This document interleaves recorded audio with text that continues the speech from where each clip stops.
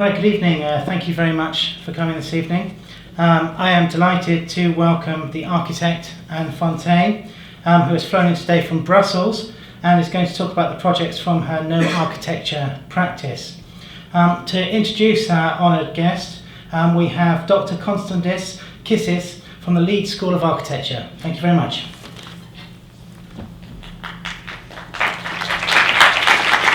Hi everyone. Well, I didn't do much, so thank you for the applause, but I think it should be kind of more intense for our guest tonight, Anne Fonteyne, who has studied architecture in Ghent and has gathered her professional experience both in Rotterdam and in London, notably for David Chipperfield Architects. Anne Fonteyne, who in year 2000 has co-founded, along with her colleagues that I will not pronounce the right way, Jitse van der Berg and Philippe Viering, their practice No Architecten, and whose work has been repeatedly awarded. Notably last year, her practice was nominated for the very prestigious prize, the Mies van der Rohe Prize for European Architecture. Anne Fonteyne, who teaches architecture at the TU Delft University and at Hasselt University, and an architect whose architectural work is very challenging. I think that there is always a complexity, but a non-formal complexity in her work, which stems from the reading of different factors of projects. Factors such as the physical presence of buildings, of existing buildings, the collective memory of sites, or the way that Anne and her team read that, the historical context, and yet all these complex factors always result to simple, elegant works of architecture.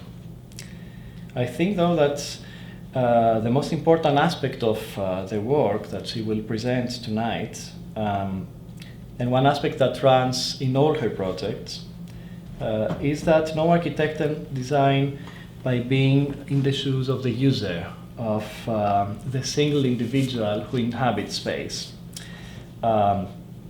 even when they are dealing with public buildings, even when they are dealing with crowds that need to be hosted in a single building. How else can one interpret the homely feeling of the Faculty of Law building in Hasselt, built on the grounds of a former prison?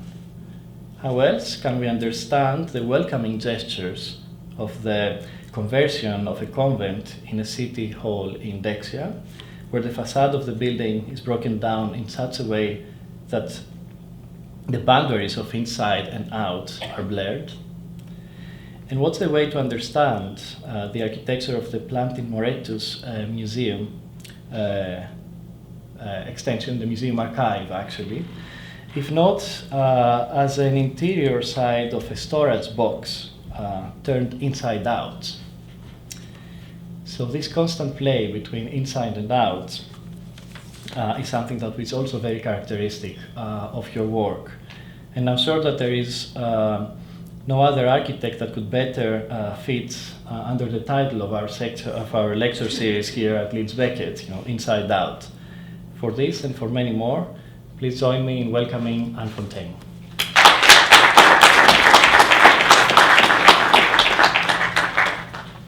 Good evening. Thank you for the nice introductions and for the invitation to speak to you here this evening.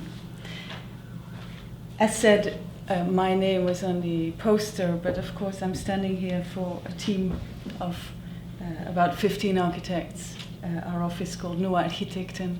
My partners being named in a very good way, but also all the people working in our office, of course. So Anne Fonteyne is a sort of understatement. I have called this lecture on exactitude. As you know, in Brussels, English is not the mother tongue. So for me, this word, when reading it in a book of Italo Calvino, was very surprising. I'd like to hear later maybe if this is a very common word in your language or if it's as special as I think it is, having a sort of attitude for exactness or exactitude. I'll just read a part of his book, this very short part, to express how he defines this theme. It's actually a book Calvino wrote, not as a book, but it's a collection of 6 lectures he was to deliver at, I think, Harvard University, which he never did because he died suddenly, but I would all suggest you to write this. It's called 6 Memos for the Next Millennium, and he has expressed a sort of 6 values that are very close to his heart and literature, but I think as architects we can learn a lot of it. Exactitude is one of them. He writes, "To my mind, exactitude means 3 things above all. 1, a well-defined and well-calculated plan for the work in question. An evocation of clear, incisive, memorable visual images. And 3, a language as precise as possible, both in choice of words and in expression of the subtleties of thought and imagination." Well, we can translate that easily to our work as architects. When he writes, "I prefer writing," if I prefer writing, it is because I can revise each sentence until I reach the point where I am able at least to eliminate those reasons for dissatisfaction that I can put a finger on. And that is, of course, in architecture where our control stops. We can design, we can draw, we can detail things, but then it's up to often the contractor to make our dreams or our ideas come true. And that is always a little fight, as you will know or find out soon.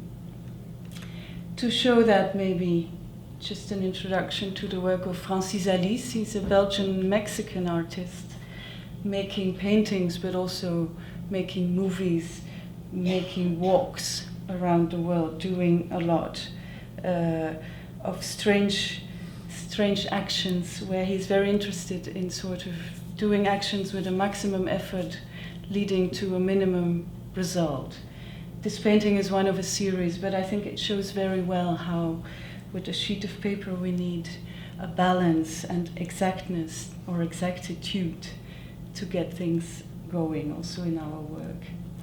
Of course, when we talk about exactitude, we are somehow forced to talk about the opposite of it as well. And this is an image of a building, or maybe rather a situation on my walk this morning from the station, from my office to the station better, where we see, instead of some very exact situation, a situation showing a lack of definition at all.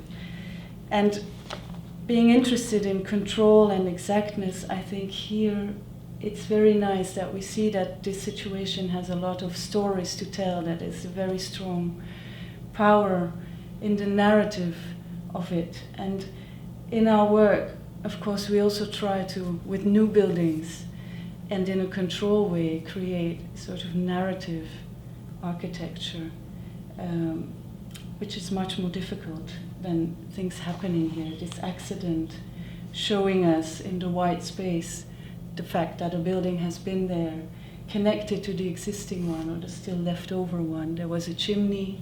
They have also done works here, and all the traces are left visible for us to read. Probably not for a long time, but I liked it a lot.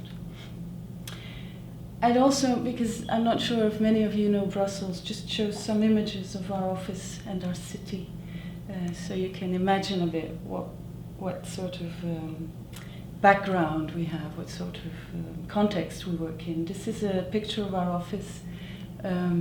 It's a former paper factory we bought with different people, artists and architects, to live and work in. And also there we have tried to keep as much as possible, as readable as possible, this wall, the grey one. I don't know if there's not enough light. Are the images clear to you? Yeah? You see this old wall with a certain thickness there, was actually the exterior wall of another building that has been demolished before we arrived. But you see many layers of time in that. We have added a door and a window, and the office is sort of just using the space that was available, except for the space here, where we have taken off a glass roof on the ground floor, taken out the concrete floor, and made a garden forest that we use very often to work or to have lunch together. This is the sort of opposite side of the building with the meeting room, and in front, I'd say, the most important table in the house. A friend gardener has then picked for us these trees to sort of enlighten our days. The area is very mixed, you should know. It's very close to the city center. It's 10 minutes walk from the Grand Place, so the big square in Brussels. But it's a very mixed neighborhood. And our friend has picked also very mixed trees from different parts of the world, showing this sort of graphic quality and beautiful colors on their trunks. These, just some of them, surrounding us every day. That takes us up to the roof garden with a view of the highest tower of Belgium. It's an administration building. All the people working on the pensions of all Belgians are housed in there. It has been restyled in the 80s, as you can see. And another side, another view, but that's not a photograph from there, is showing the most amazing building I think I know. It's the Palace of Justice in Brussels. As you see, it is enormous.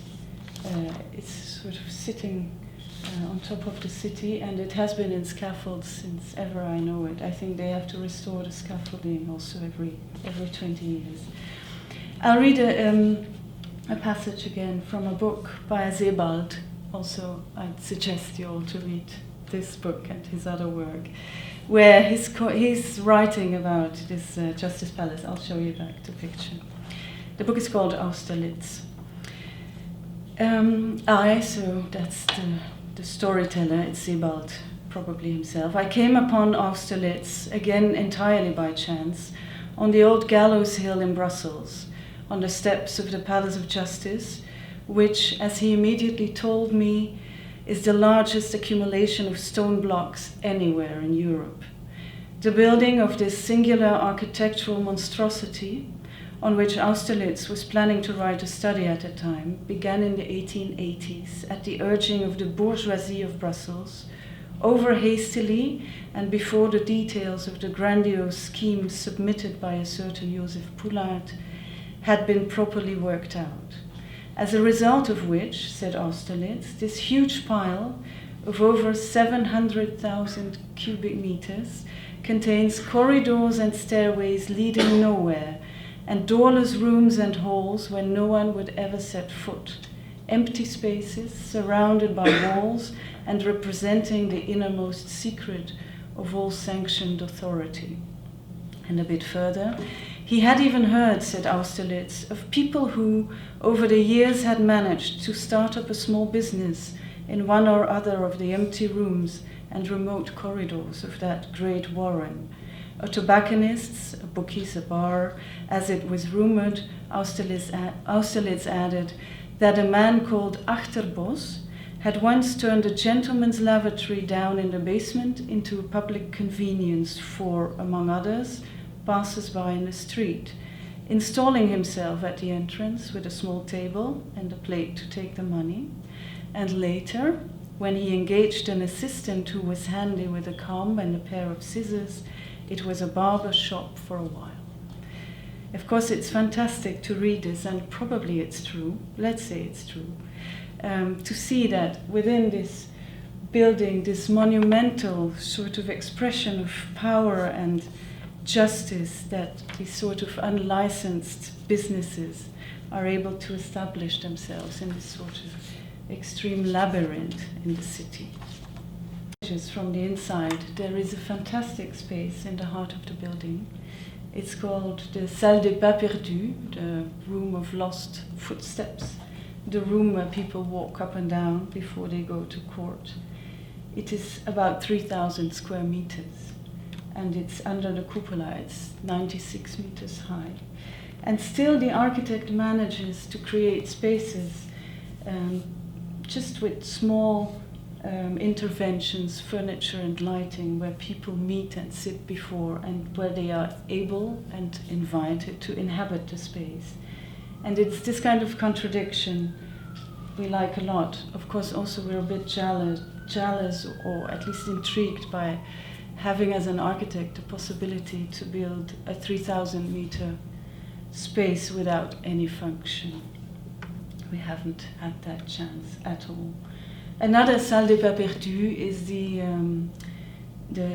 central station in Antwerp, where you can see also that the scale of the room is enormous and sort of makes us think more of a public square than of a public interior. The facades resemble much more exterior facades with a prominent monumental character than we expect inside a building.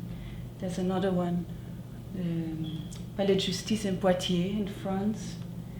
And then, of course, this leads us easily to the paintings, the 17th century painting here by Pieter Zaandredam of a church.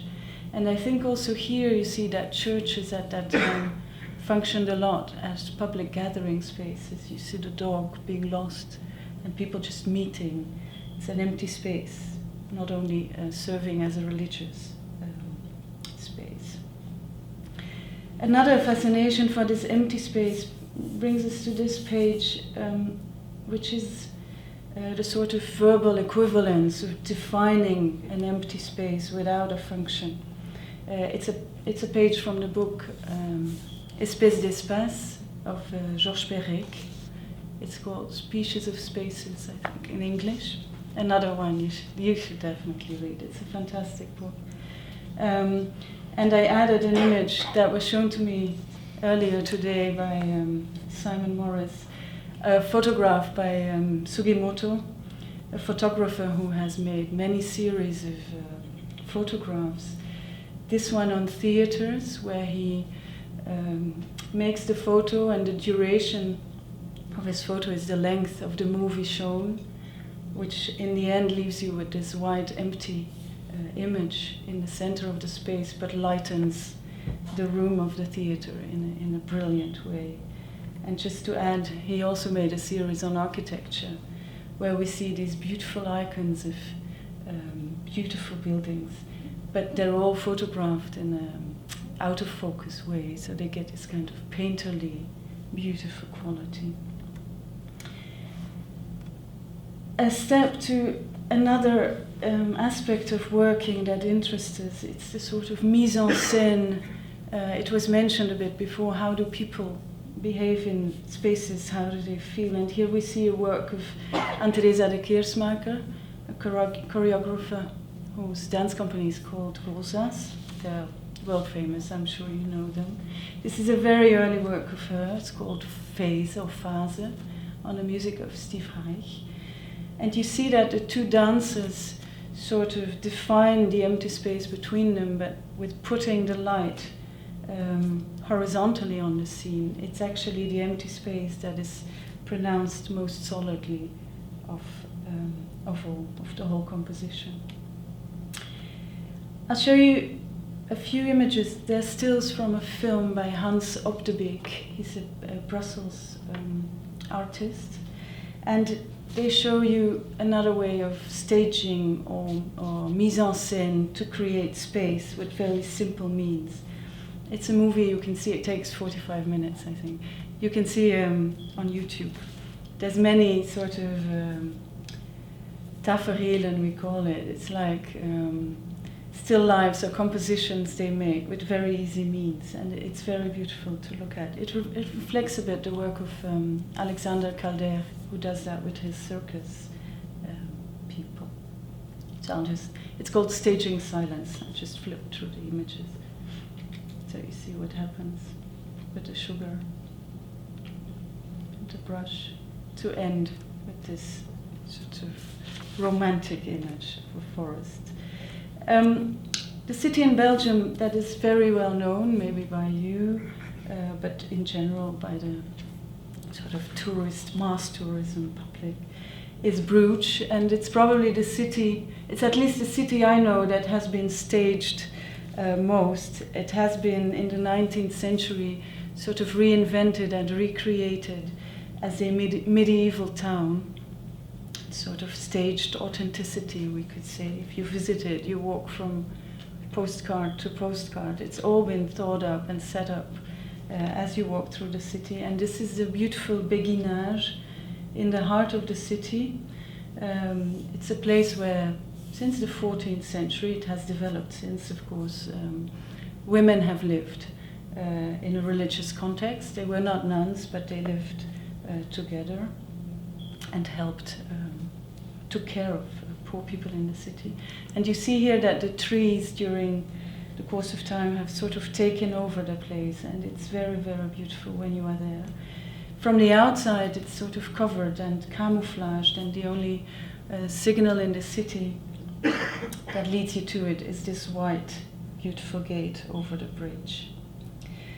Now, this sets a bit the frame of ideas and values that we carry with us when we work, and I'll show you sort of 7.5 projects that try to respond to these criteria, and I'm of course very interested to hear your reactions afterwards.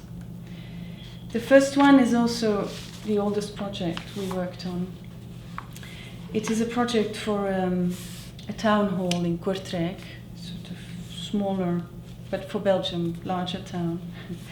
And I write some words that a friend of his, he's not an architect, but a sort of Jacques Tati of his own time has written about it, because I think it's funny.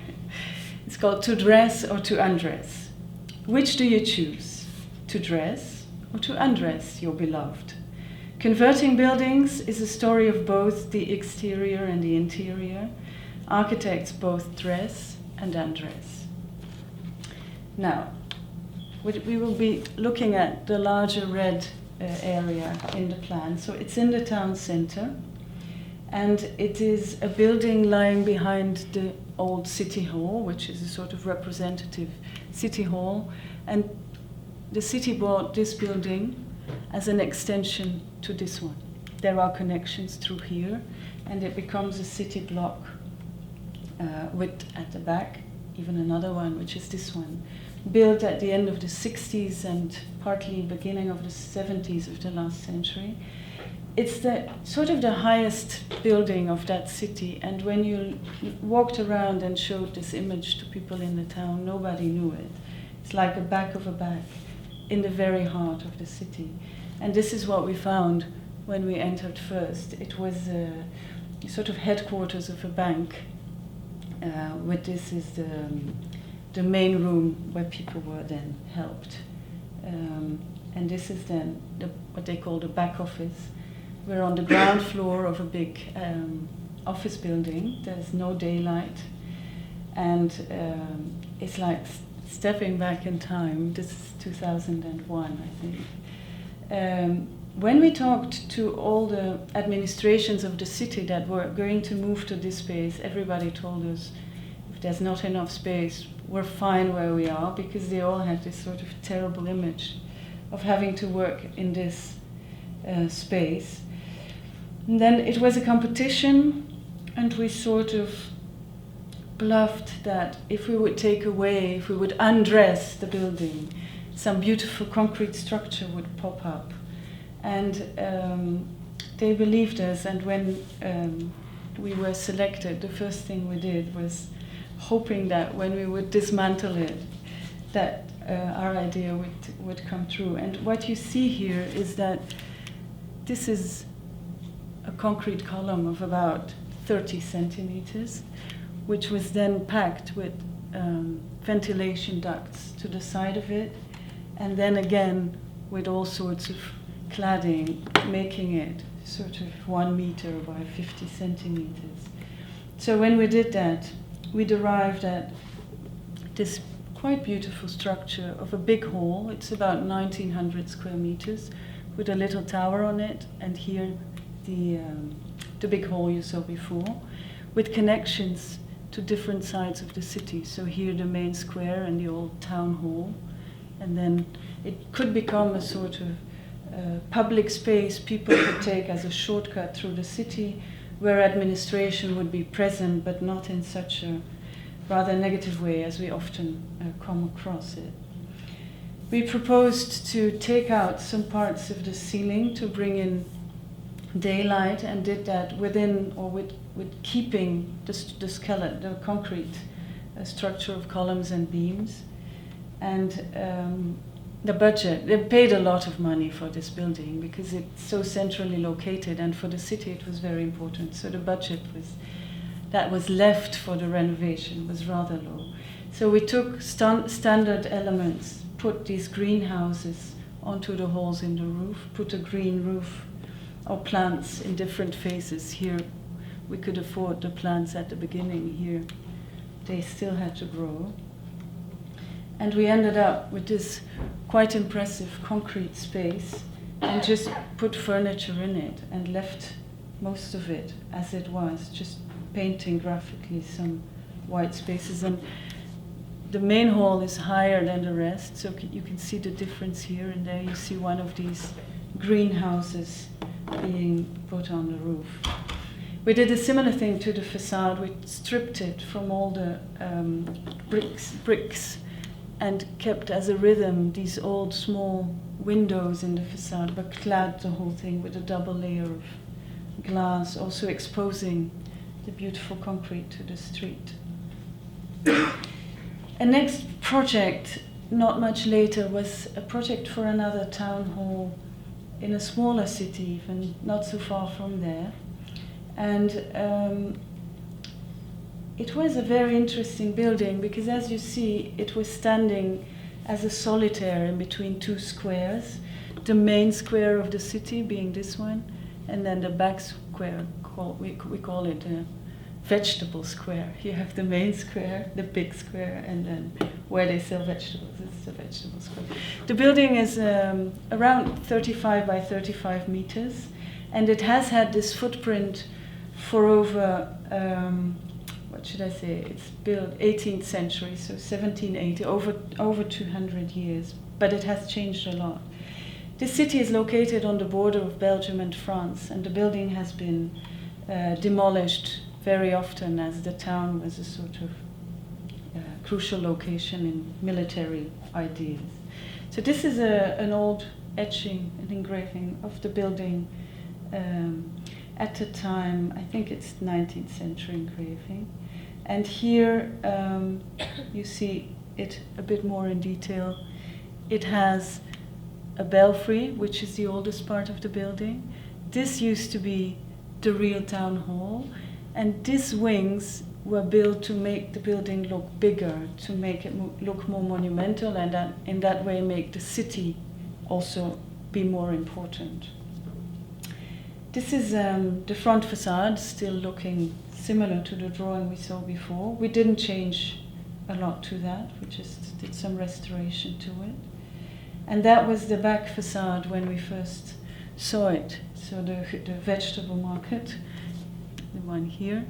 And you see the wings they added to the town hall, really, they don't reflect what is inside the building. They were constructed and designed to give a very important impression and very large-scale impression, but in fact they were just a series of houses inside with different doors, not symmetrical at all.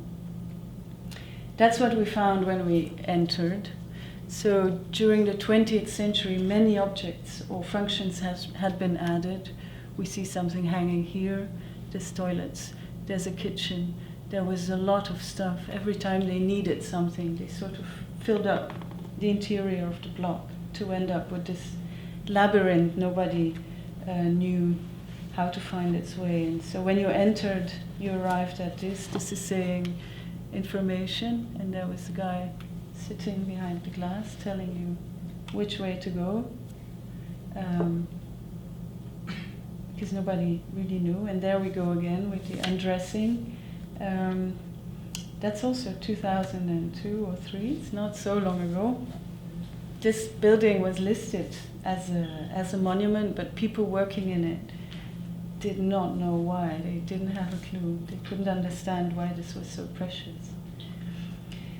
So starting from this floor plan, the building as we found it, you can see, you enter here. This was the glass window with the guy helping you to go either this way or that way, or to reach here you had to go back out and go that way.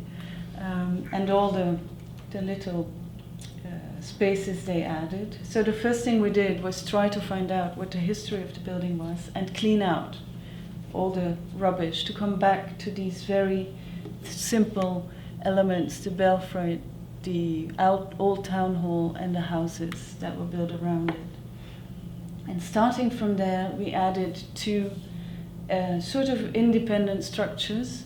One, because they wanted to have a new council chamber, because they had one that was very long, so 17 people sat in a row opposite 17 others, which didn't sort of improve the level of discussion. And then they wanted us to solve the orientation in the building and the circulation.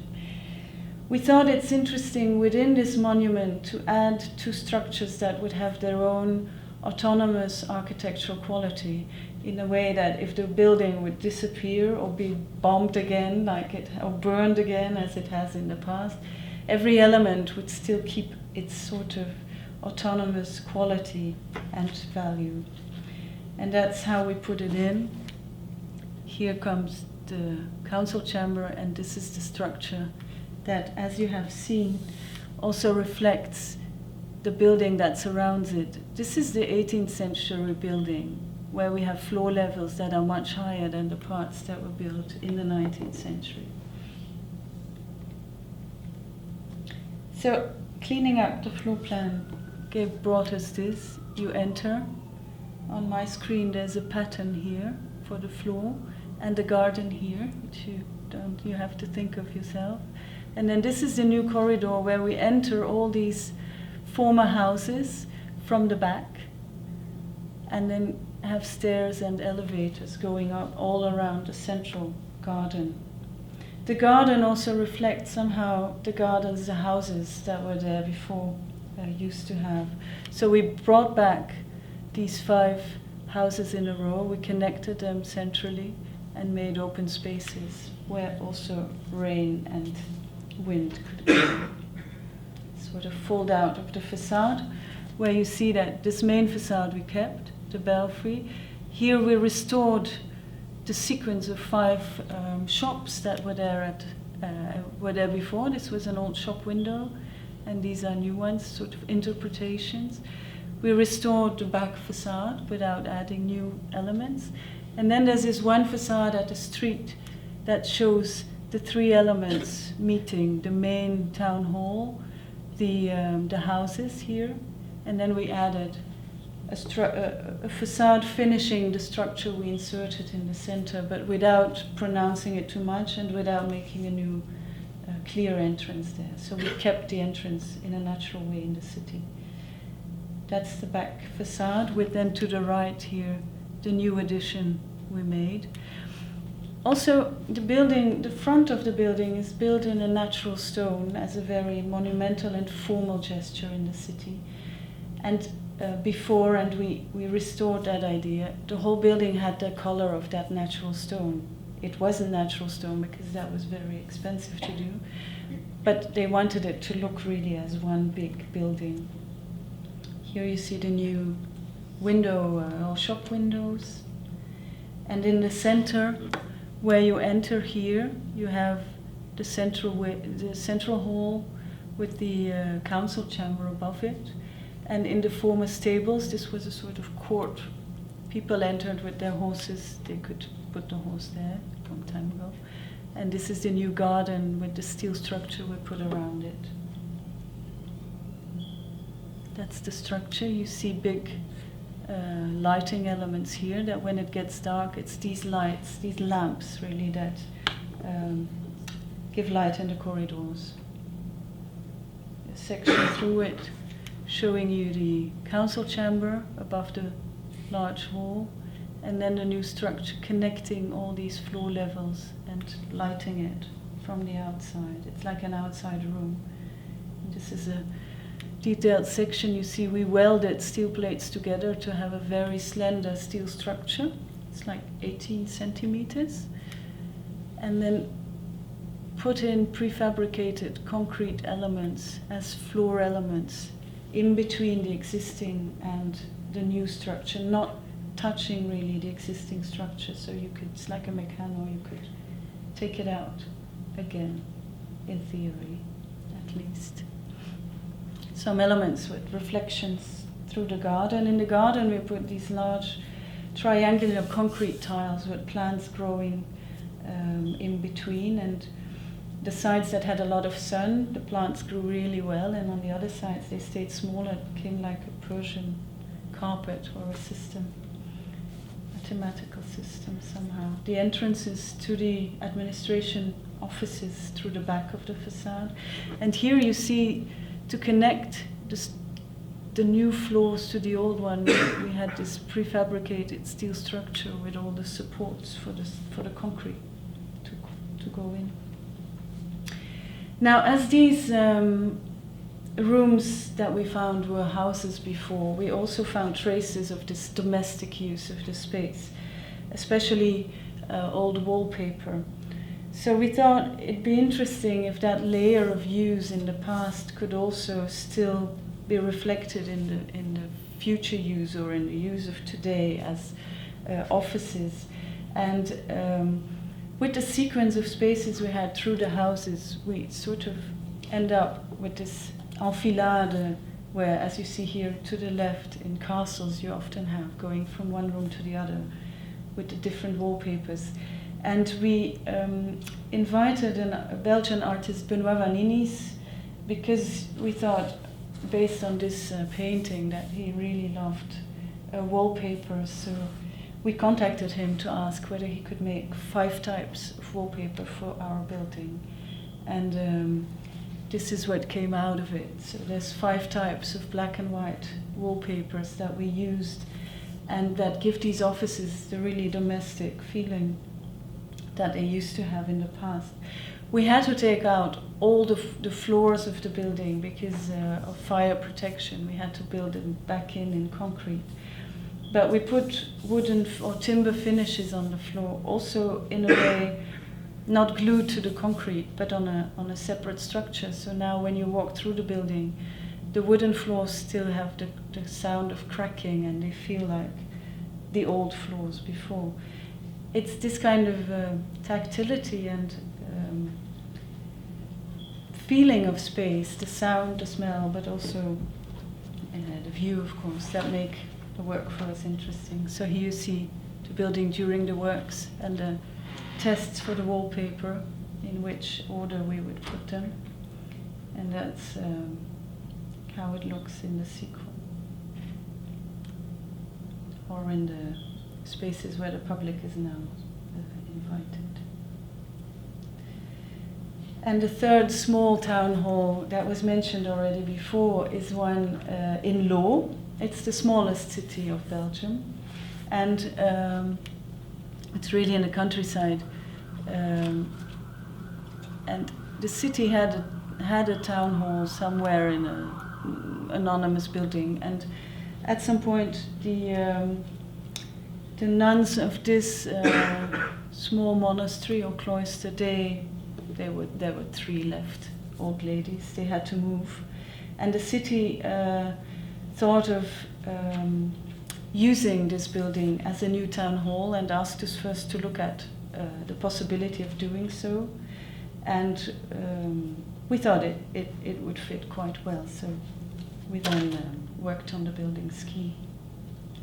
You see, this is an area in Belgium where you see a lot of buildings, and this city is really has a very homogeneous feeling to it. They're all using this local clay, which has a very yellowish brick coming out of it. And this was the existing monastery with a square in front of it, and we added one wing where the most public functions of the administration would be located. In the rest, there's the council chamber, the meeting rooms, the offices for the mayor and the other politicians. We did build an extension in the same line as these wings that were already there, sort of pointing into this beautiful garden. And as this is a listed building as well, there was a lot of hesitation from the heritage people in making a connection to it. So we were allowed to make a connection as long as it would be sort of invisible, as they always ask. And here there's a small square. So the main entrance to the building is now here. The public goes to this space, and then the more formal functions are located to the other side. We wanted to work with this yellow appearance of the brickwork, but at the same time, of course, we wanted to be clearly contemporary and clearly building an addition today. So we used recuperated brick, but finished it with this, I think it's called slurry. It's a layer of mortar, very thin, put on the bricks that make it stand out of it a bit. And you see also the neighbor has a very specific presence. So making the square, we also wanted to relate to the neighbor building. And actually when I looked at it earlier today, I also thought it's like a building that was here, but to make the square we sort of cut away a part.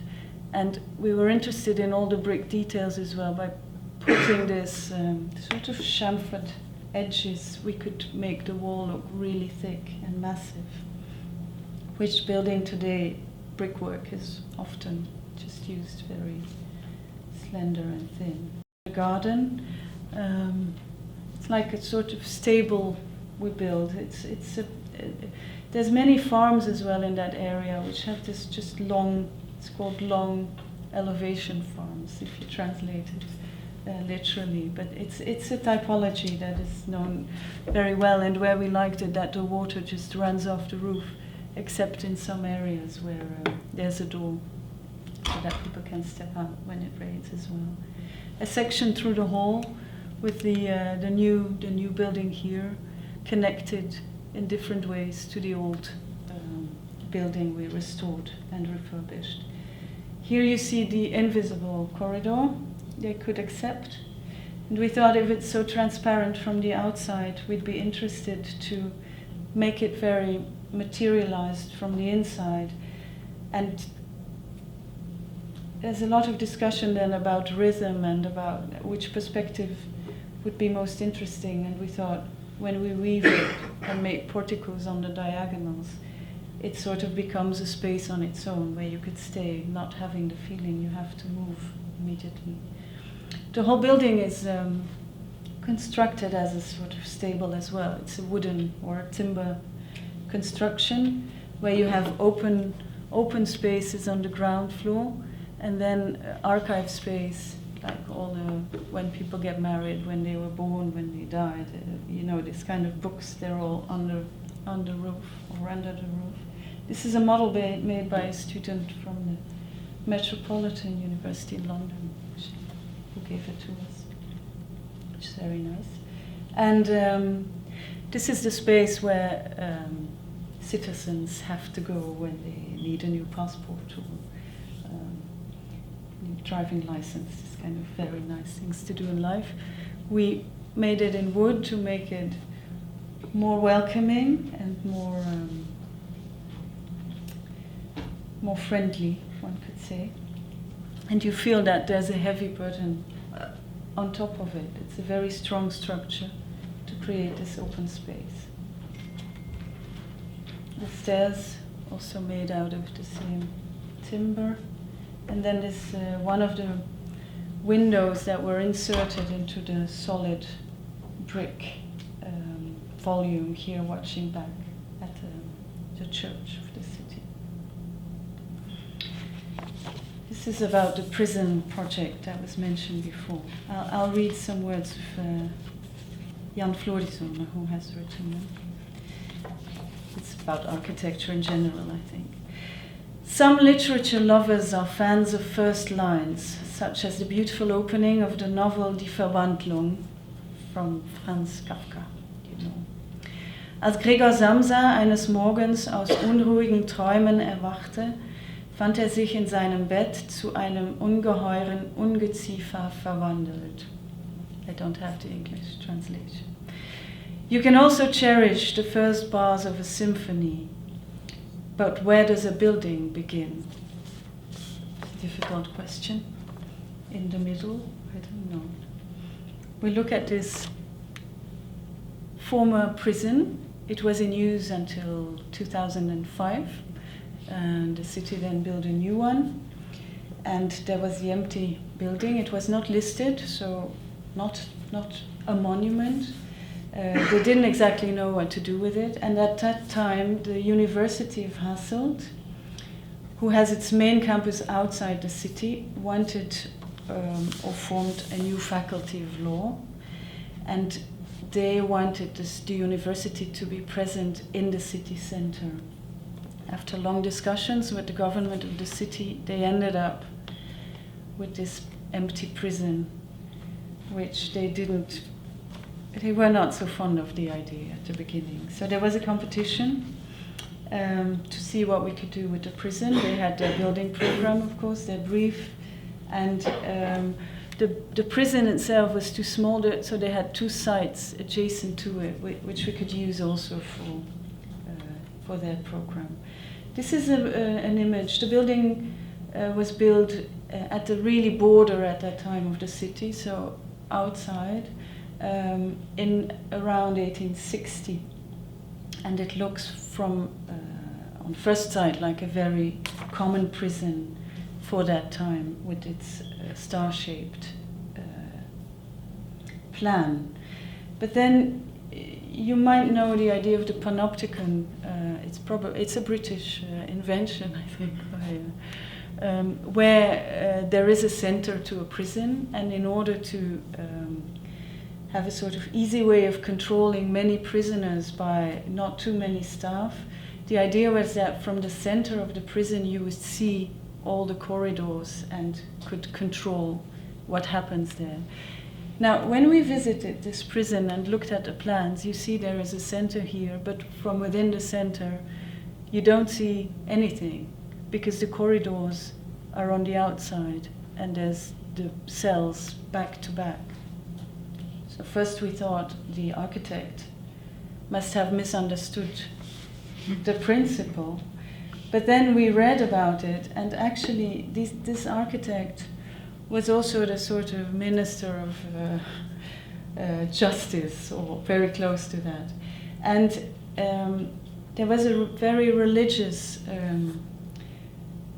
society still at that time, where the idea was that someone who had become a criminal could only get better through devotion to God.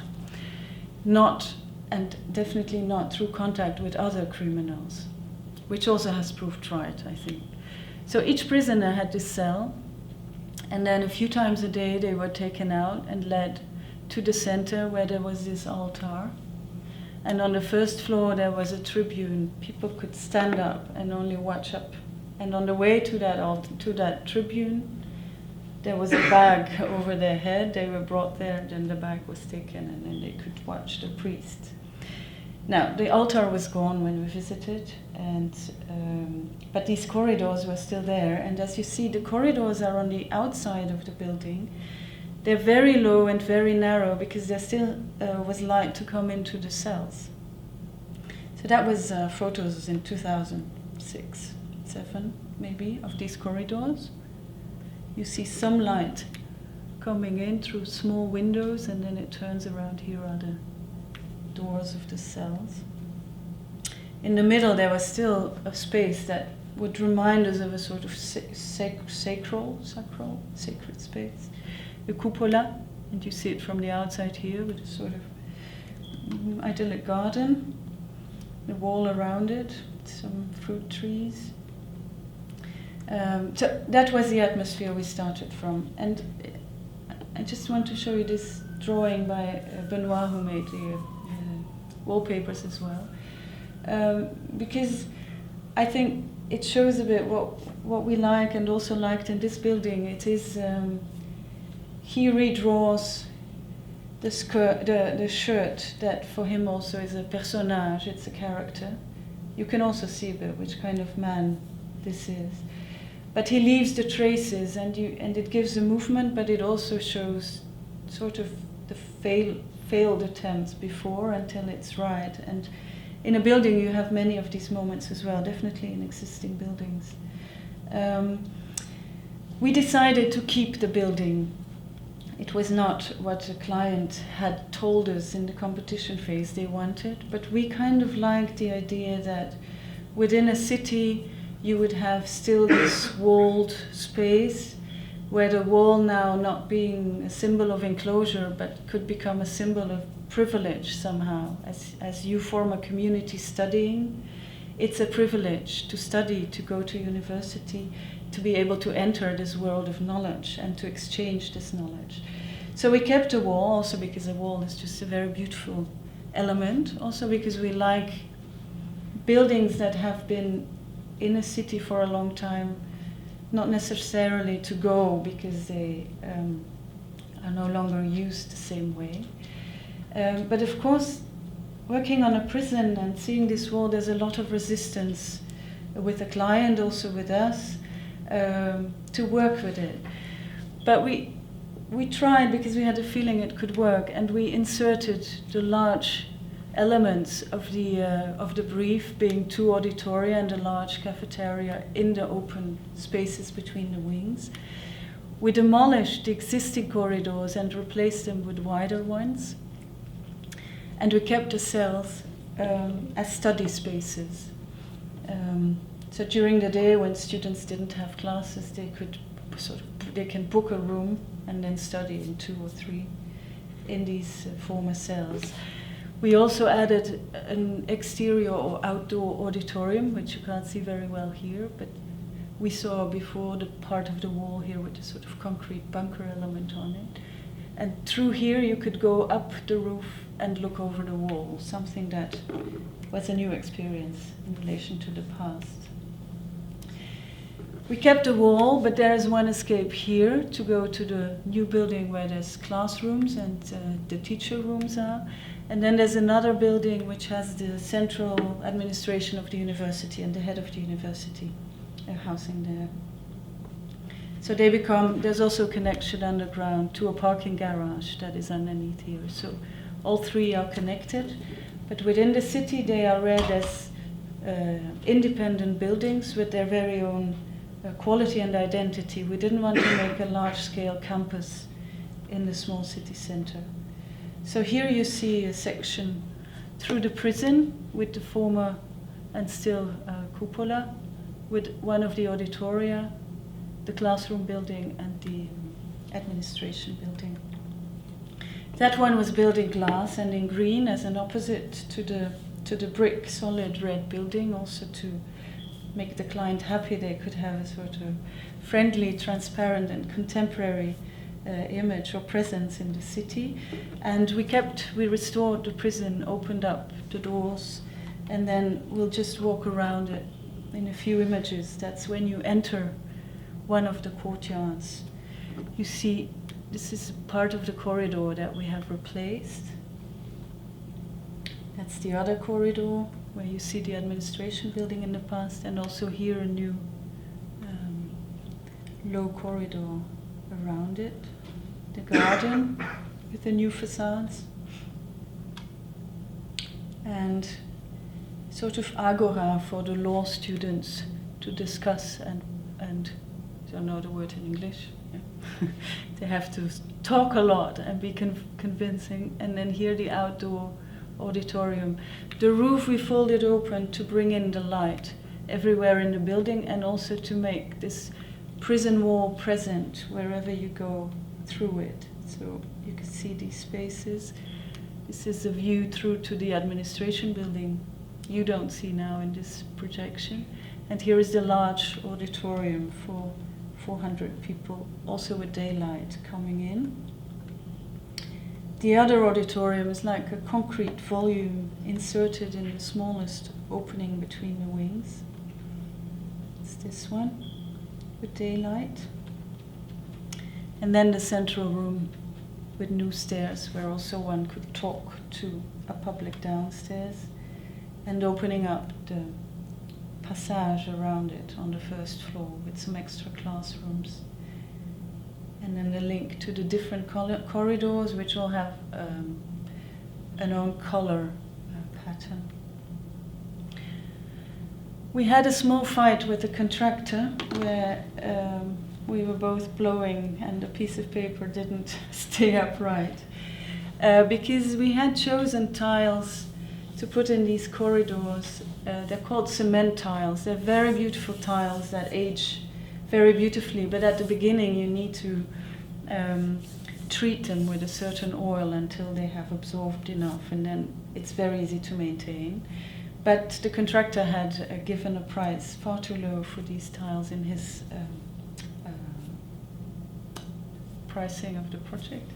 I don't know the word. So he said to our client that these tiles that we proposed were terrible in maintenance and it would never go well, and they would suffer for the rest of the period of the use of the building. Of course, when a client hears that, they get completely frightened. So we had long discussions, and there was no way back to get the cement tiles in. So we proposed that in that case we take another tile with colors, but we can use a pattern, which is also an expensive thing. He agreed with that, and as a revenge we drew this pattern through the building, and they had to look tile by tile. Also we had a lot of work drawing it in, but they were not so happy with it. A word is a word, so they did it. Here you see the system of the prison cell. This is a cell with its former roof. This is the volume of the new auditorium. And in these corridors, we needed to bring in light in the corridor and to bring light through this window in the cell.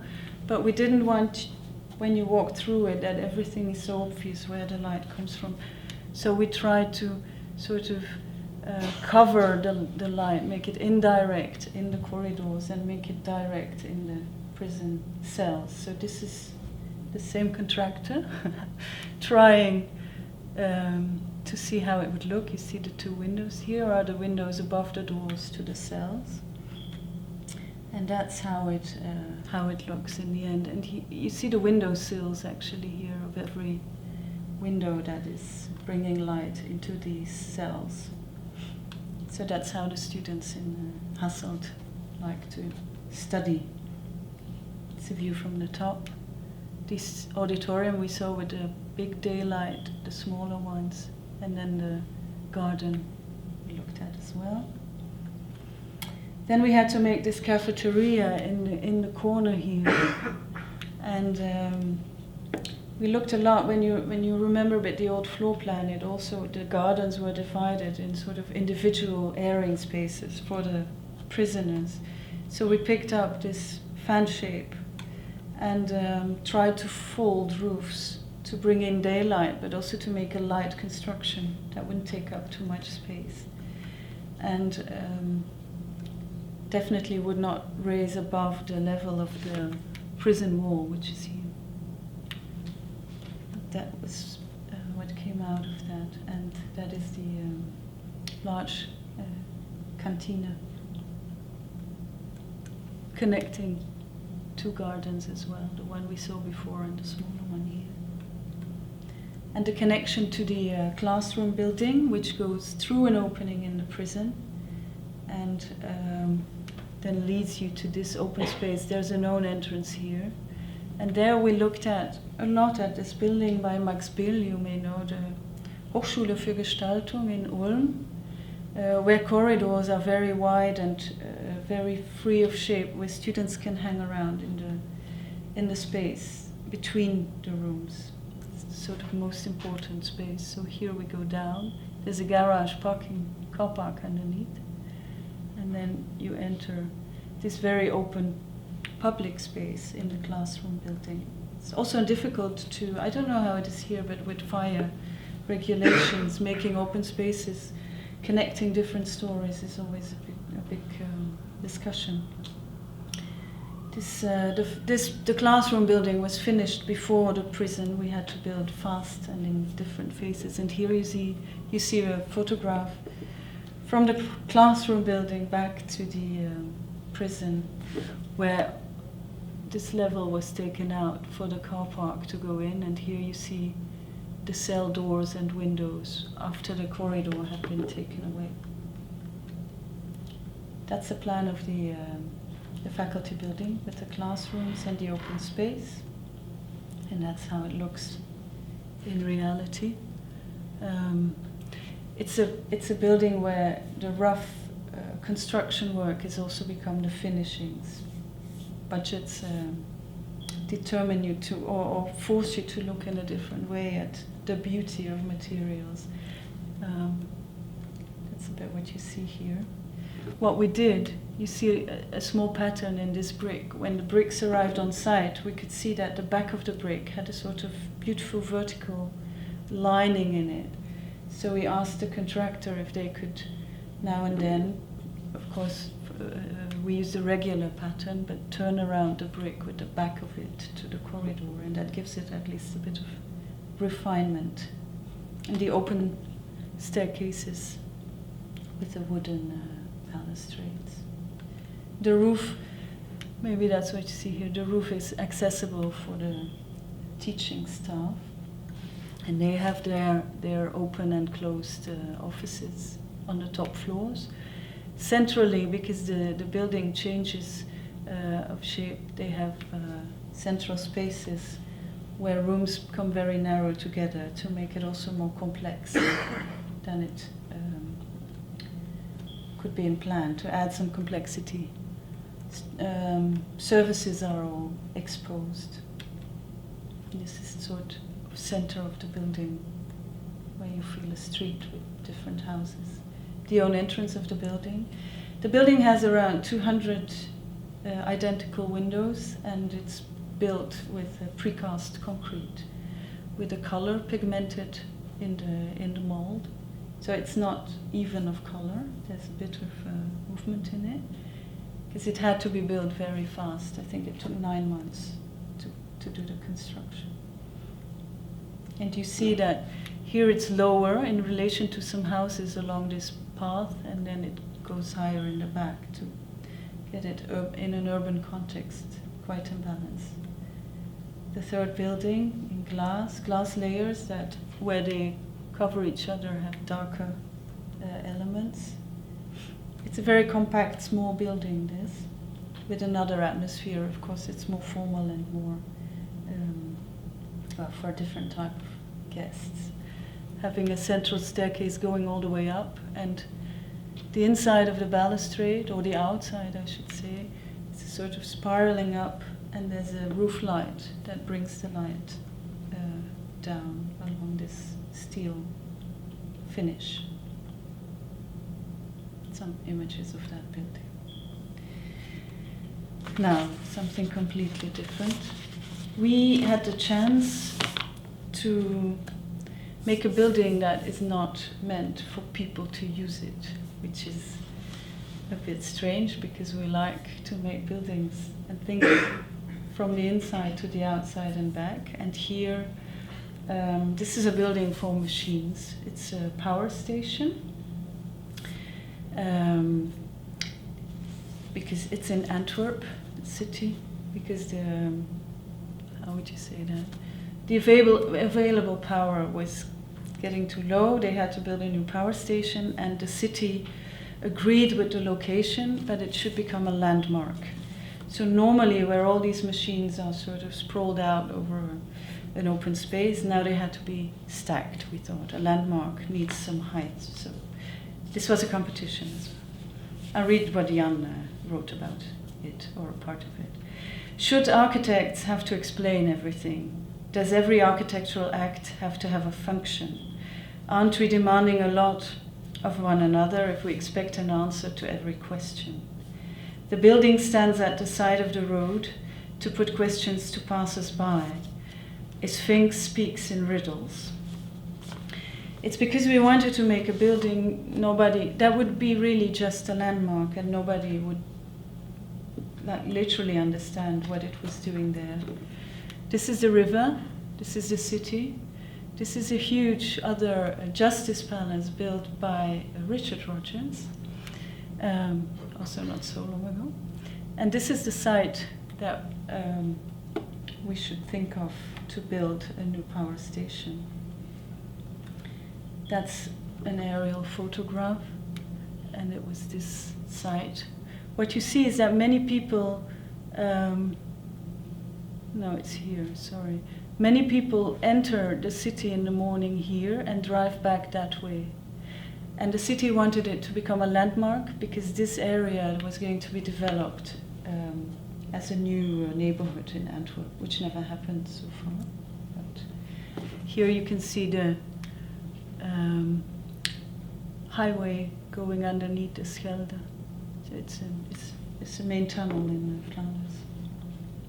That's the site. You see, a landmark is sort of muted. People who drive here go right there, and this is where the building had to come. And this is the link with the city, because the stream bends very strongly. We see here the cathedral and the main building. So there's a sort of vis-a-vis between the industrial part and the city part. These are the inhabitants we had to look at. And this is what we proposed, a volume, stacked rooms with all sorts of installations, and then the transformators could be outside behind it. These are sections, plan and facade. And this is a section where you see this is open because there's huge cables coming out of the ground going up, and to make them make that turn, this needed to be open, empty, it's earth, and then it goes up. And here, it's here that the cables go in and go all the way up. There's a lot of heat produced in this kind of building, so we made openings in the facade so that there could be a sort of natural ventilation. And because all of this high-tech content, we were interested in making a low-tech skin for it, make it look like a bunker. The strongest forces that the building had to be calculated, or the structure had to be able to deal with, was a short circuit of the system. So there's a lot of power in this building. And as we looked at bunkers, many of them also, maybe that's the next image, from a book by Paul Virilio. There's many bunkers along the French coast from the Second World War that have sort of been taken over by the sand. So when you look at the section, you see that the building is slightly tilted. And we thought it's good that if you don't know what it is, and it should be so secure, maybe you might get the impression that something is not quite right. Another aspect of this landmark is that the area behind it used to be the former petrol industry of Antwerp. And we thought the color petroleum blue is a fixed color, is a color that you can pin down like that, but it was not like that. So we started to look at colors, blue, and that the meaning of color and the opening may be changing, working with shadows, what it would do to the color. This is a work of Joseph Albers. He made many of these squares, color squares, but you see, when you look at his work, you really see that foreground and background have a very important aspect on, or impact on your appreciation of the work. So we wanted to build a concrete building, and we thought it would be nice if it would be cast on site. As it is 25 meters high, we looked a lot at the scale and how the joints between different planks of wood would be expressed.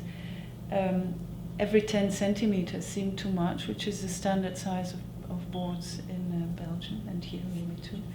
So we did many tests and decided we should sort of group 3 planks always, and then have an open joint where the concrete could pour out, which would make you read the building in a different way.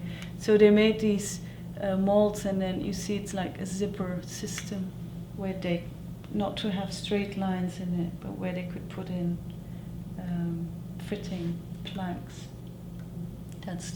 So they reuse all this, and then every time they add this in between. And this is how it was built to the right here. Here is the mold. And that's how it ended.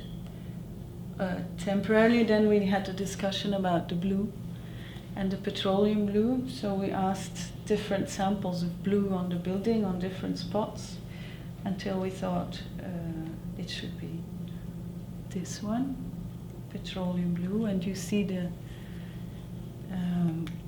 lines of the joints every 3 planks, and a big opening in the front to take in the air, to ventilate the building. Some details, they chopped a little bit the joints, so they worked on it a bit longer to get these, to get them rough enough, not too straight lines. And that's how the landmark sits on the location. The opening, the interior of the opening, the back, perforations to get the hot air out, and then the building in its true context, its friends sharing space. So of course the client invested a lot in this low-tech skin, and they wanted to put the name of the company on it. We said they're not allowed. They didn't do it so far. So here you see it looking back from the city. Okay, that's the half project I wanted to show you. This project has just been finished, so I don't have professional photographs of it, but it's another strange brief for a building without people in it. Also the footprint was set. We see a 100-meter long building, 10 meters wide, and it's 4 meters high. And it was meant to house 14 laboratory rooms. Each of them has a sort of greenhouse cupola on top. These 12 are real, and these are sort of fake because the cupolas need the same shadow. All of them need to be in the same condition for the research they want to do. So this is sort of the facade that was fixed with 100 meters long, the short facades, and then all these strange half balls on top. And this is how it works inside. You have a big corridor, and then you have it's a cross section. You have one of the rooms, laboratory rooms. They put a cylinder centrally in it with, I think, 2 meters of earth and plants. So all of them have the same plants. And they change the composition of the air underneath the greenhouse. And then they can see how, with adding CO2 or taking away other stuff, how it influences the growth of the plants. And with some, they don't do anything, so they can compare easily. But there's no people in there. They measure everything from a distance. The building is located in a natural park in Belgium as well, so that determines a bit how do you want to express this huge building, at least in one way, in this natural surroundings. This is the big corridor with all these laboratory rooms, which look like that from the inside. Then we thought it'd be interesting to make the building invisible, but in its invisibility, of course, very, very present, because you feel that something is wrong when you walk around there. This is during the site construction. You see the building, and one of the cupolas is already there. So now you must imagine the 13 others to join, and you basically see these strange plastic balls. It's executed in strongly polished stainless steel. Also doors and gates to open. They're all covered is adding cupola by cupola and the strange reflections you get. Now, I think two more. Are you are you okay with it? I'll read a bit, then I don't have to search for words. How do you build a house for people who are dying? This is another very specific project for a hospice or a palliative care center.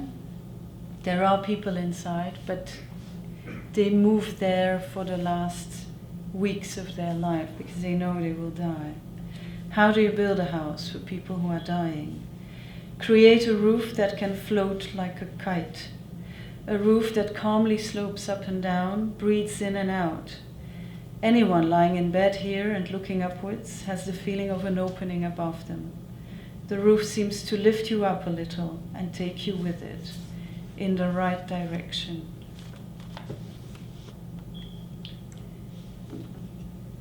We talk about this site and this building. You can see there's a view.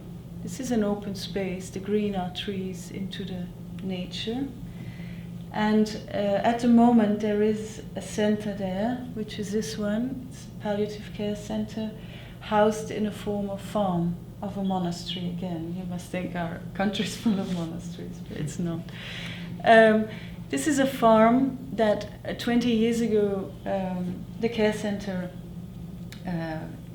could use, and they arranged it with 8 rooms, first 6 I think, then 8, for people who are terminally ill and wish not to die in a hospital, but also cannot choose to die at home, because there are often circumstances why people don't want to die at home. There's also a daycare center. That's people who are also very ill but will not die in the next weeks, but maybe in the next years. They can come there during the day. They live at home with their partner or with their children or with their brother, sister, I don't know. They can come here to be taken care of during the day. So this is the atmosphere we're looking at. And to be honest, the first time we went there, it was a competition as well. You feel a certain unease that you will go to a building and look at people who know that they will die within the next weeks. And how, as an architect, should you, a visitor that is not engaged with anyone there, how should you behave? How should you look? Watch them, watch the buildings, and think about the future of it. But actually, when you come there, everybody feels very comfortable and at ease. And I think it has to do a lot with these buildings that are not designed to house this kind of function, but that feel like a place you've been before. You recognize roofs, you recognize material, unfinished elements, accidents. It's like, for many people in our country at least, a very recognizable atmosphere. You see elements to sort of maintain the garden. So when we arrived, we saw children running around. There's many people, because I've been there now, met very often, of my age with younger children who just lived there for their last time. That's the view of the nature behind it, which is protected, so it will never be built. You have a beautiful horizon. And the existing buildings no longer are good enough for the care project they have, but also just technically, construction-wise, they're sort of at the end. So we propose to build a new building that definitely resonates the existing one, and that has a small scale, and that is looking also for a sense of imperfection. And now I think back of the second image or third image I showed you, with these layers of existing buildings and the white paint. And a very difficult aspect here is that we make a new building that does not want to be an institution, that not want to be experienced as an institution, but it's a new building. So there is always a sense of perfect design in it. We know all the dimensions. There are no accidents. We have to sort of create accidents. It's a discussion we haven't solved yet. Anyway, the plan has developed since the drawing I show you now, but this is somehow the idea. As a patient, as a person who moves there, who will live there, we have a word wonen. It's more than live. It's where you feel at home. Moves to this little house. So you have the bedroom with the bathroom, the typical care situation, I would say, configuration. But they also have a small living room where, in the end, people can also stay overnight. So it's a second room. You see a beautiful sofa bed. So everyone is invited to stay overnight. Also people visiting who don't live nearby. There's a sort of house idea with an own back door. And through this door, through the shape of the building, everyone living here has a view of this horizon that we saw before.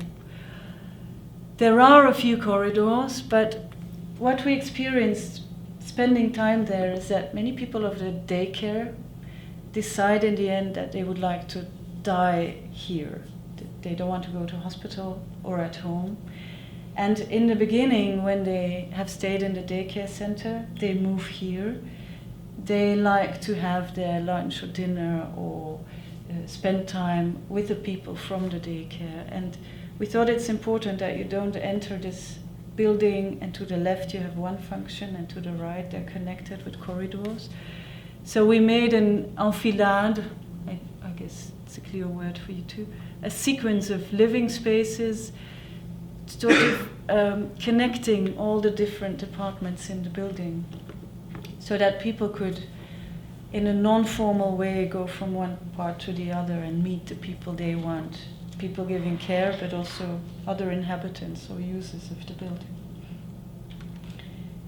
And then, of course, we try to work with the pitched roofs, not only because in the end people spend most of the time in bed, and we think it's nice, this idea of a house, a very typical shape of a house. We all know everybody, with whatever background they have, would recognize this as a house. And also in the sequence, in this enfilade, it would make a nice spatial sequence. So this is the room a bit more in detail. And what we were also told is that whatever season it is, people love to be outside and feel the wind or the rain, hear the birds.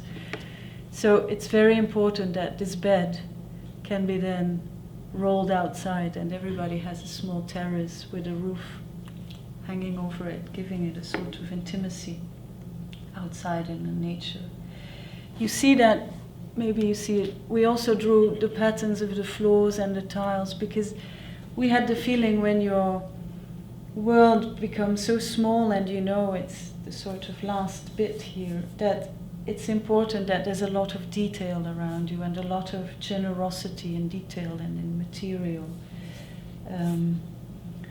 That's why we try, I'm not sure the budget will allow it, of course, but to spend a lot of attention to details. That's also why we made these drawings in the tradition of Tessenow, where you feel this is the bed, the view from the bed, and then the interiors being far away from a hospital atmosphere. Looking back from the living room to the bed, nice alto furniture, it's all there. And then this enfilade of spaces where you have the living rooms being connected through these double door openings, a winter garden and a view of the other wing of the building with the rooms through the garden. We did a small test with this house in an exhibition which runs now in Leuven in Belgium. It's an exhibition on utopia. I think you know the book by Thomas More. It's 500 years ago that it was published in Belgium, and there's a lot of attention for this book now. And they invited, as a small exhibition part of a very large and very beautiful exhibition with elements and paintings from the time of Thomas More, they invited 4 architects to make an intervention that would reflect on the book. And surprisingly, when reading the book, I don't know if you know the story in Utopia, but there's a traveler talking about this fantastic island he went to where there was no injustice, everybody was the same. But it also meant that every individual expression in that society was sort of cut down or brought back to nothing.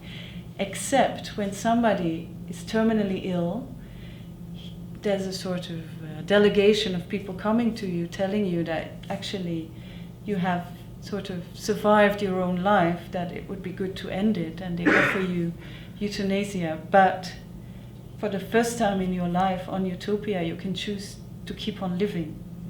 It's the only choice in the book that you can make. And reflecting on that, we thought in our society, because of course they wanted us to reflect back on how things have evolved, we can express ourselves in as many ways as we want, except to go short. When we will die, it's like a taboo, you know, we can't deal with this death, this idea of death anymore. Science is working very hard to get us to this point of, now, how is that in English? People who never die, yeah? Onsterfelijkheid, can you? Immortal. Immortality, yeah? So when you're ill, you're treated and treated and treated until there is no other opportunity anymore. In our building, in the clients that we work for, they want to give this idea of dying a normal place back in society. So that's why we made in the exhibition the house on a scale 1:1 with the sofa bed and a nice Tapiovala chair here. To invite the visitor of the museum to sit down and reflect a little bit, also to think about what you would take when you move there. What do you take? Do you take objects? I'm sure you will take books. People will take music, photographs, movies of their children. I don't know. The exhibition time is 3 months, so that's also longer than anyone in the real building we will construct will live there. Can you talk about living somewhere, moving to a place and live there, if you know it's only for a few weeks? It's this kind of questions we try to solve and to bring in the imperfection, but that hasn't worked yet. The last one. We're back in Kortrijk. We've talked about this one. I'll just show you quickly this building. It's a building along a river that was bought by the city to house a museum on flax, the plant they make linen of. And this was the warehouse. It was constructed in 1913, and it didn't really look like a museum or a public building or some building you'd be interested in when you pass by. But on the inside, somehow it had this beautiful steel structure and a very open space. And we thought it'd be nice to keep it and to extend it, to build an extension on it. The brief also needed, or the program was too large for the building. And to build it with giving it a roof, a sort of industrial construction, but finished with a golden facade. Because this river is also called the Golden River, because the water of this river was very advantageous, apparently, for the flax to, I don't know the word, to be treated in, to become linen. Yeah? And it smelled a lot, but they made a lot of money out of it. It turned the water a bit yellowish, and it made the money come. It's a very wealthy area in Belgium. To do that, we looked at the structure of the building, and you see here the ground floor, it's difficult to see on this projection, has beams parallel from one long facade to the other and columns, but the level on top of it has beams in 2 directions and only half of the columns sitting on top of it. So we thought we extend these columns But instead of connecting them in this or in that direction, we will connect them diagonally. And that's why you get the facade with these pitched roofs and this sort of golden crown shape. Inside, budgets are always tight. We looked again at how to open the structure as little as possible to insert this staircase, to make it also give it this public atmosphere of a museum. So we made a stair in two directions, going all the way up and giving you in between, because they're quite high, these spaces, a sort of platform or a landing that makes you look back at the space you have just left. And that's for the building basically what we did, not so much more. So you see, we replaced the windows with a sort of frameless glass, but frameless in the sense that there are no divisions. It has also a sort of bronze reflection quality to it. And then we added this one story with the gold finish, which is like this. The facade also moves slightly inwards and outwards, which accentuates the shadow on the different planes. And we brought back this facade, which had been sort of bricolaged a lot. There's a cafe on the ground floor. So inside, on the ground floor, we also did mise en scène, the scenography for the museum. You'd enter, have a large reception room with a ticket desk, lockers, toilets, museum, cafe, and shop. And then you would enter what we called the Wunderkammer, where you would learn that flax, because we thought it's a very sort of dusty, boring theme for a museum. But then we found out that flax is actually used in the most advanced frames for bikes, in many materials we like as well, linoleum we like, but also as acoustic isolation or thermal isolation. So that was a sort of contact with the material for visitors to sort of wake up. Then on the first floor there needed to be the history of the area and the flax in the area and the way people treated the flax in the past. And on the top floor there was a treasure room where you could see the outcome, the most delicate pieces of the collection in this room, and then have a reception room or temporary exhibition. And here you see the diagonal beams completing the construction from below. Some images inside. This is looking from the cafe to the Wunderkammer here and entering ticket desk, lockers. The installation showing, oh yeah, it's like a washing machine because the dollar leaves, paper, yeah, the money, is also made with flax because it can be washed as many times as you want. The children's atelier. And there's the staircase.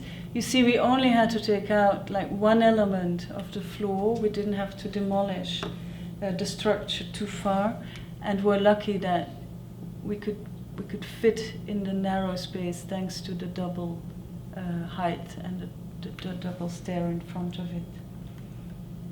That's the room on top where they have the receptions and lectures. And then to end with a few images of an exhibition that we were invited to hold in the Singel in Antwerp. It's the Flemish Architecture Institute. And we in the exhibition tried to bring back some elements to different scales of the work that we had done so far, or at least of a selection of it. So you see the facade of the laboratory building, and then we walk in, you see some aspects of buildings that we have made or designed. We called it encounters, in a way that now, by selecting all these elements that had their own identity also outside the building, we could make a new work of architecture where a visitor could engage with directly on the scale of a person and not have to look only at models or photographs. This is the staircase element, the balustrade that went up in the university building, or the corridor in law, scale 1:1. The roof as a kite taking you away. And I think that's sort of it, materials put into place. And the last image is of a book on our work, just as a little publicity. Thank you very much.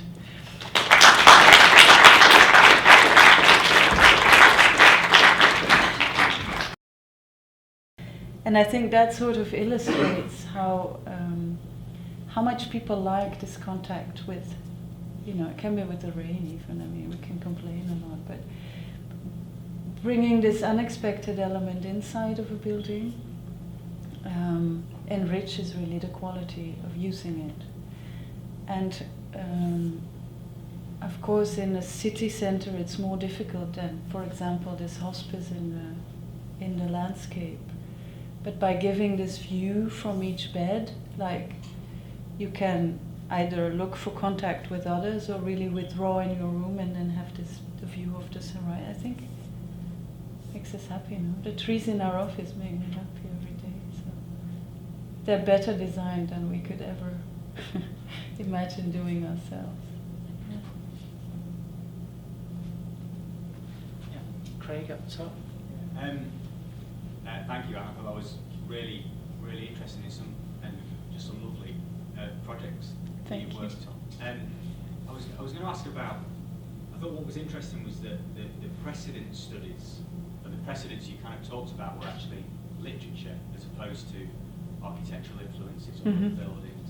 And then I guess the picture of the book at the end is what I guess that's the wording that you read out a few times, which was an introduction. So is that written by somebody else or part the little texts I read are written by Jan Florisone. He's a friend, he's a sort of stranger in this world, looking with strange eyes at everything he sees. We invited him to write these small texts for the exhibition. So it was like the exhibition catalogue. In this book we have invited a few people to write. One that you will definitely know is Stephen Bates, he's a British architect, and then some Flemish art critics as well. They write well, I think. It's good if people can use language to express things that make us as designers again look in a different way at our work. So it works both ways. So is that how you guys in the practice are using the literature that you talked about, apart from that book you mentioned a few? It's probably a personal thing. I think if one of the others, Filippo Jitze, would talk about the work, the literature would be probably less present. For me, for example, Sebald, he writes these, it's fiction, but there's a lot of images in it, so you don't always know whether now this is a true story or made up, because it's all documented and illustrated with sort of proofs of and also his characters, he writes a lot about historical situations. It has a lot to do with his German background and the Holocaust. But somehow reading about how he constructs his stories, it's a lot about meeting real people and then making one character out of the different stories that he was told by different people. And I think in our work, and that's something you see afterwards rather than having it as a strategy, it's the same. These existing buildings, we change, we make changes that might make you think that it was originally like that, because we think it would have been better like that, but it wasn't like that. The question is always, are you allowed to do that, or should you use contrast so people definitely see this as new? But I like this confusion a lot, and it's something you do, and then when you read specific works, it helps you also to know actually what you are doing yourself. So think this relation, for me, it's very important. Yeah. Was that a question there? And with like the power station, did you try to like anthropomorphize the machines that were inside it to give it a personality that would sort of direct the actual building of the structure? Personality, yes, definitely. I think in most of our buildings, they're sort of also characters from a book, I think, because you start with them and they take you where you haven't expected to go. Of course, stacking these machines was a sort of study we had to do, because it's a knowledge sort of outside architecture to build interiors, where there's a very logic way you have to stack them for the process to take place. So I think these two together made this sort of, and the enigma of it, and the blue, the sort of electricity. Yeah, we looked for a certain meaning, and a sort of, meaning that nobody could really understand what is going on there. That was the idea.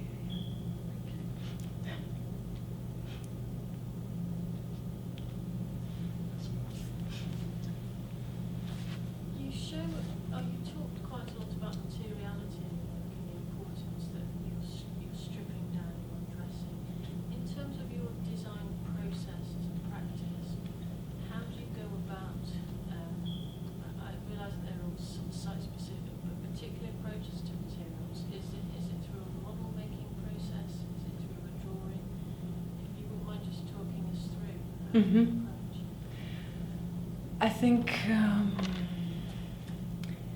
there's a lot of associative thinking when thinking about materials. Some sites clearly sort of indicate immediately towards a certain material. Brick is very important because it's what contractors are good at. We try to take them into account as well. And we love brickwork. We probably in the office have a lot of materials lying around, so we're not so interested in trying to make drawings or models that communicate directly the material. We build large models in like 1 to 20 models to try out spatial connections or check light, more than material, I think.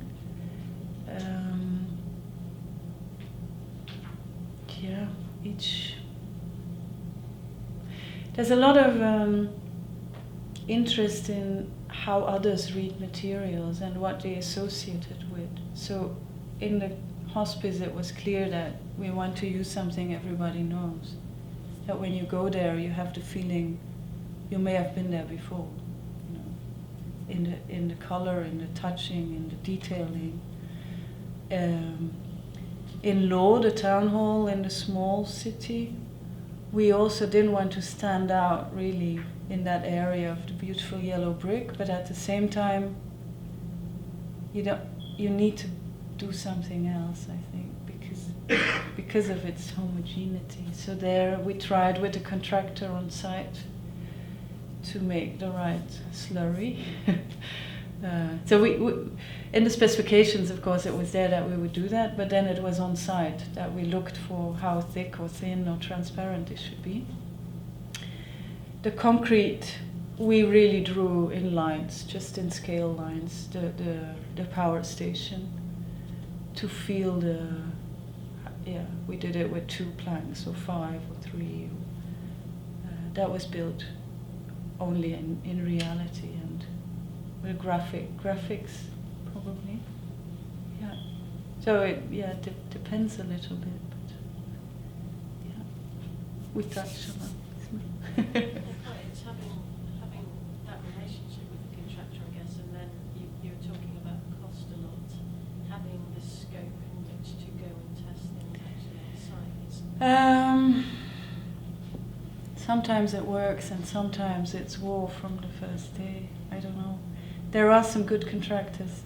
With public buildings, you cannot choose who you work with, and we have a system where they tend to choose the lowest price, and then you know it will be hell.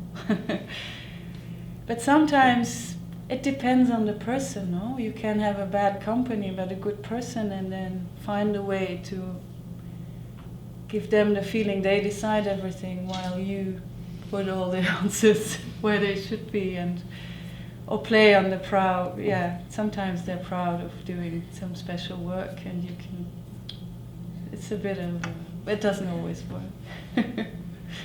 You have the same problems here, I'm sure. Can you maybe expand a bit on how you would go about the process of reverse engineering inspiration from other practices like literature into something building that has health and safety regulations and stuff? Health and safety. Well, I don't know. I don't do architecture, but I know that you can't just go I want to build a big thing. There's lots of stuff that you have to. There's a lot of You regulations. want to pull in. Regulations are amazing because you have to meet all different people from all different institutions. They all have their own sort of idea about, or demands, or it's written, no? The person you meet, they always say, yeah, but it's here. Sorry, it's here. So when you're going to speak to you, you say, for fire, I need this and that and that. And then I speak to you and you say, accessibility, I need that. But he's, and it becomes a sort of puzzle to fit it all in. It's awful. Because you can't explain that sometimes it's contradictory. But also there, I think it's a bit the same as with the contractors. When you give the feeling that you play their game, you can play yours, I think. And then you can have fun with looking at art. But this literature and art, and it teaches us a lot, I think, because they can work without, at least that's what I feel. I'm not saying it's easier, definitely not, because we need these restrictions. There's nothing worse than having no restrictions at all. But by looking at what they make in this independent world, somehow we can sharpen our own thoughts, and you can talk about your work in many different ways. If you talk to a contractor, you use other words and language, and you don't talk about Seebad or dance. So it's like you can play different roles. That's quite nice, I think. Yeah. Or speak the dialect of a person who's stacking the bricks. That also works very well. If you sort of speak the other language and show your interest, and yeah, it's nice. Yep. Any final questions? Well, I could add that we've talked about Georges Perec today, and one of the things he found was that if he had a completely open project, he couldn't work at all.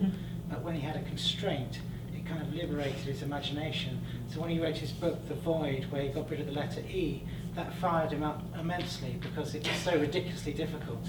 So maybe these constraints are what help you with your imagination. Yeah, they're definitely a challenge. Yeah.